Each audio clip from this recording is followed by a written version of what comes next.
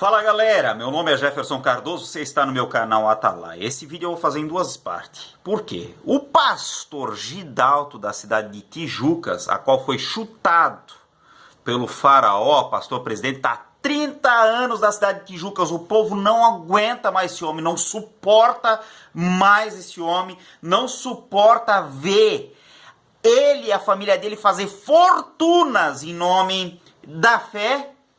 Sendo que o filho dele não construiu um império lá. Um homem que nunca trabalhou fora. Vai saber de onde veio essa grana toda? O povo quer saber da cidade de Tijucas. O povo quer saber. E eu vou estar aqui botando o dedo na tua cara, pastor. Botando na tua cara, porque crente tu não é. Crente tu não é, pastor presidente. Pode ser que no passado você era um crente.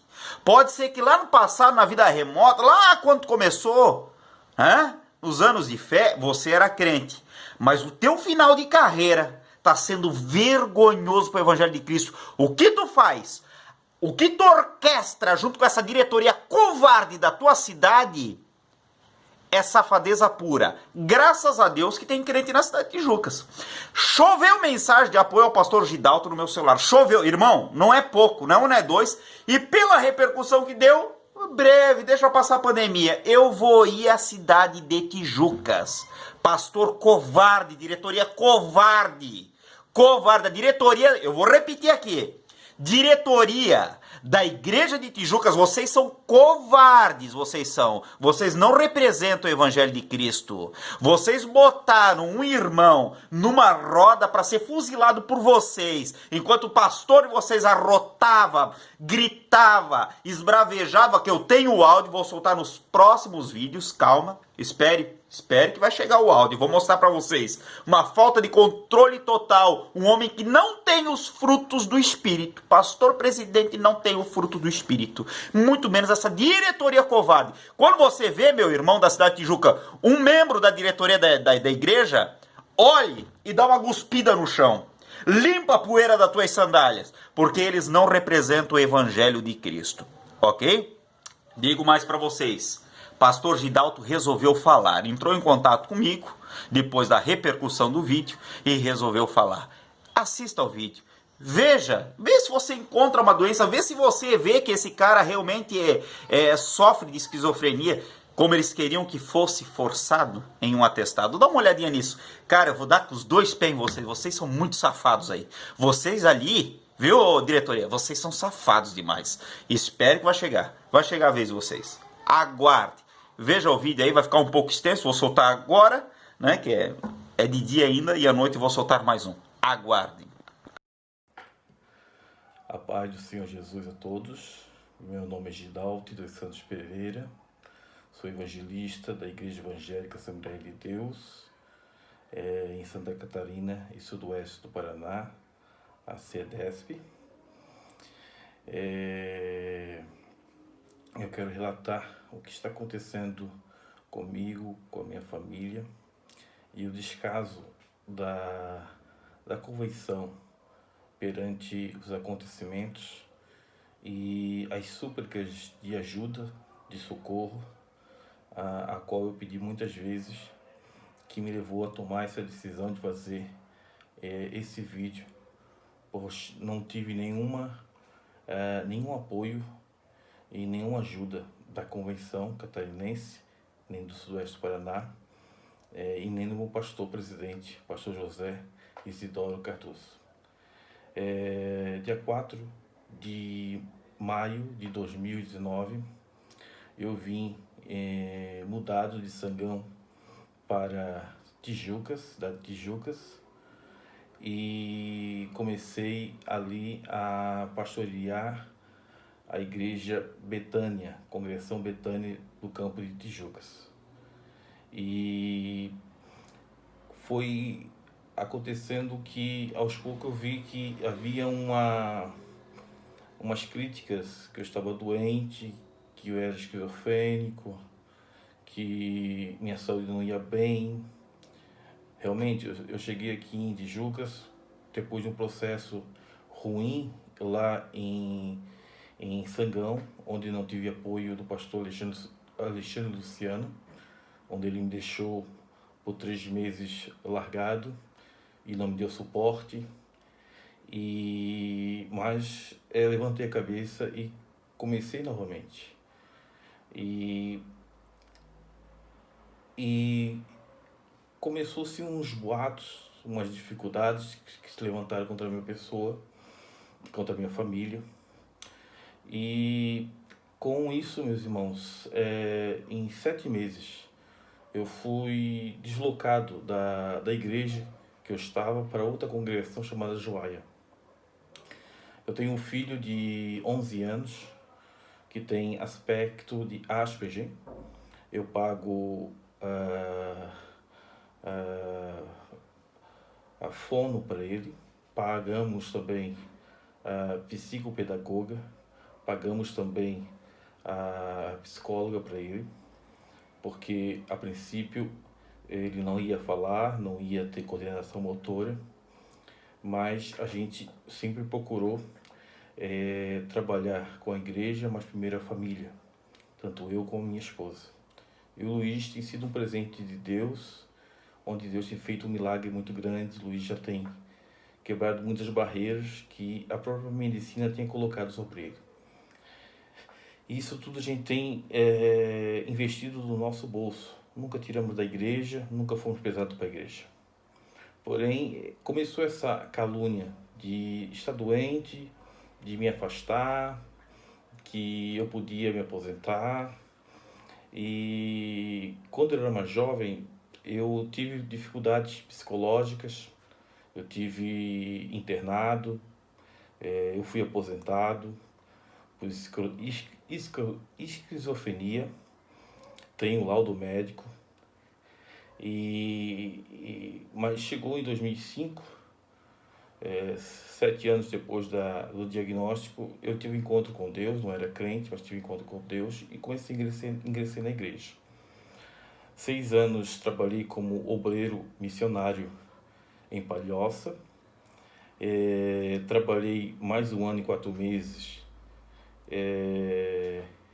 em Biguaçu como obreiro integrado e também mais 1 ano em Palhoça como obreiro integrado. E trabalhei em Irani, no oeste de Santa Catarina, 9 meses como obreiro integrado e vice-presidente.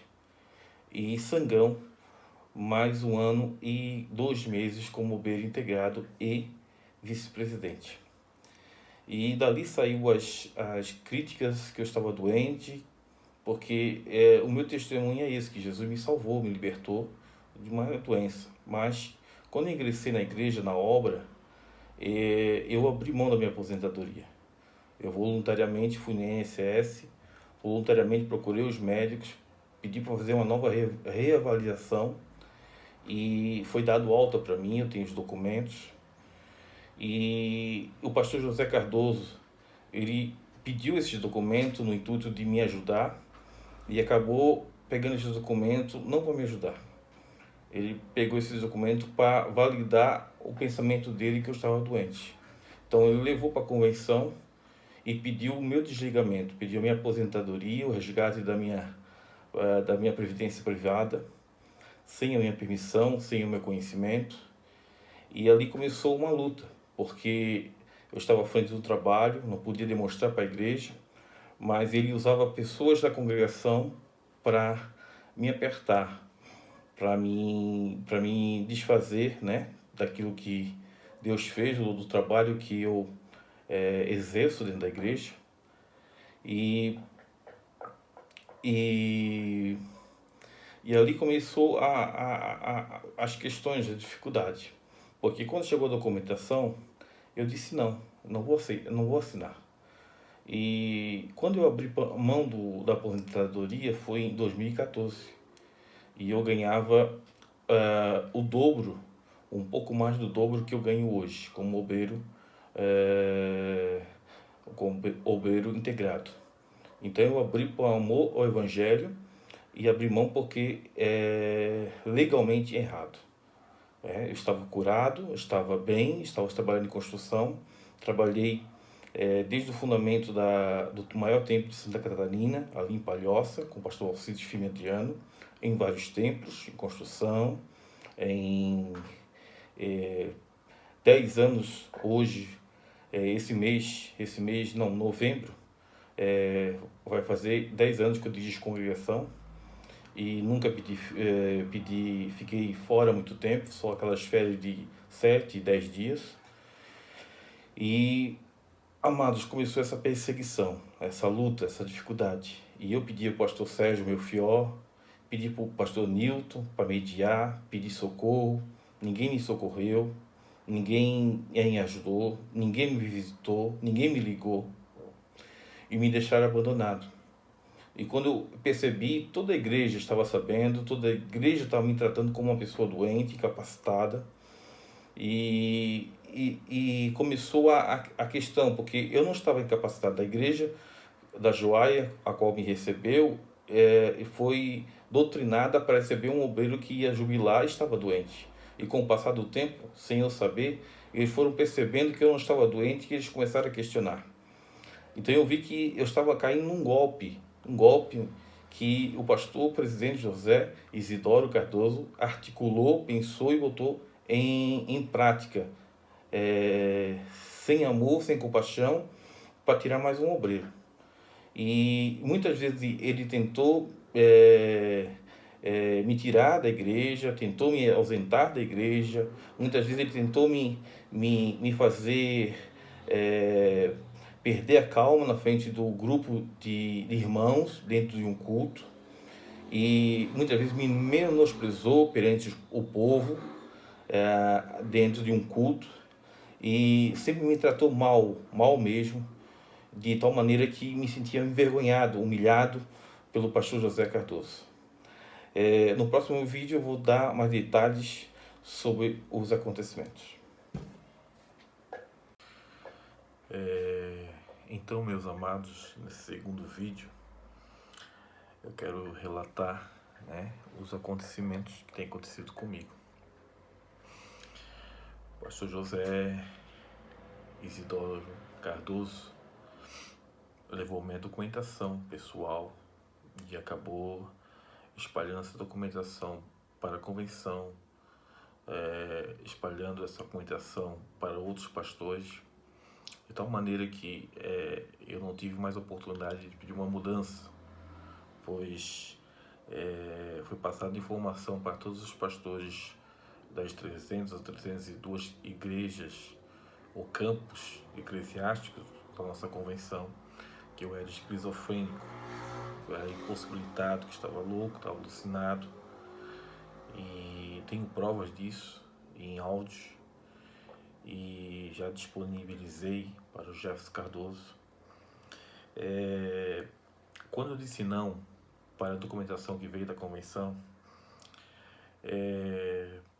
eu comecei a ser atacado, como um obreiro que não tinha chamada, como um obreiro que estava desobedecendo, que estava se opondo, só porque eu disse não quis me vender. E eu lembro de um momento que o pastor José Cardoso, ele tentou me coagir, dizendo que o conselho tutelar do colégio do meu filho procurou ele, isso eu tenho gravado, dizendo que o meu filho tinha excedido as 30 faltas e eu seria autuado. E ele ainda usou essas palavras, dizendo que eu tomava remédio e a minha esposa só tomava remédio. E sim, eu tomo remédio para depressão por causa do acontecimento em Sangão, mas é um tratamento, nada além que todos os pastores tomam, a gente sabe disso, Rivotril, essas coisas aí, todo mundo toma, pressão, e ele usou essa falácia, essa falácia mesmo, nem um termo de falácia, para tentar me coagir, dizendo que ele intercedeu e por isso o conselho tutelar não me autuou, né? Ainda usou o termo que eu tomava remédio, minha esposa tomava remédio, e a gente ficava dormindo topado e as crianças ficavam jogadas. Uma acusação muito pesada. E eu procurei o colégio, consegui um ofício do colégio, com uma declaração do colégio que não houve vazamento nenhum. E a gente se muda assim, a gente tem mudança. Eu me mudei de Sangão no meio do ano, além de ficar alguns dias, alguns meses, por causa do pastor Alexandre Luciano sem casa e esperando uma mudança, porque ele foi bem desonesto comigo, e faltou a hombridade da pessoa dele, faltou o caráter da pessoa dele. Nunca me ligou para saber como é que eu estava, como é que meus filhos estavam, como é que minha família estava, né? E realmente meu filho tem problemas para dormir, né? Ele tinha excedido. Eu já tinha feito mais outra mudança dentro do campo, são 2 mudanças dentro de um ano, né? E tinha excedido dos 30, essas 30 faltas, mas eu tenho um laudo da psicopedagoga que alerta, do médico dele que alerta o colégio, já de precavido, né? A gente já deixa tudo encaminhado. E que ele às vezes passava a noite, não conseguia dormir e às vezes tinha dificuldade para acordar de manhã cedo, estava de manhã. Então ele usou isso aí porque ele tinha algumas informações da professora, que era da igreja, não sei como é que ele conseguiu isso. E tentou me coagir. Então pensa uma pessoa dessa aí, a maldade que tem no coração, a maneira que ele tem de agir com os obreiros, de forçar os obreiros a tomar atitudes que eles não querem, que eu não quero, que eu não preciso tomar, e eu tenho que tomar por força, por violência, e ele está há 31 anos nesse campo, e ninguém toma uma providência. Eu falei para o pastor Nilton o que aconteceu, eu tenho isso gravado no meu celular. Eu falei para o pastor Melchior, eu tenho isso gravado no meu celular.